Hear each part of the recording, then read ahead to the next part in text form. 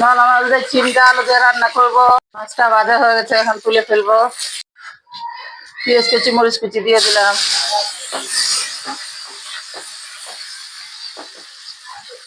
মরিচের গুঁড়ো লবণ দিয়ে দিলাম।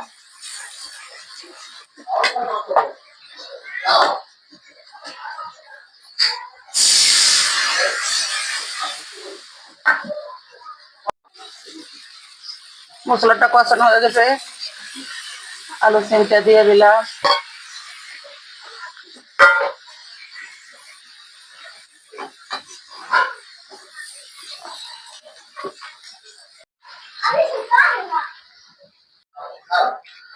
মাছটা দিয়ে দিলাম।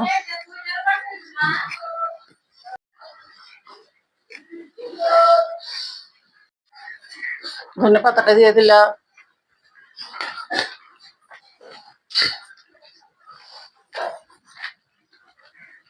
তরকারিটা হয়ে গেছে, এখন নামিয়ে ফেলবো।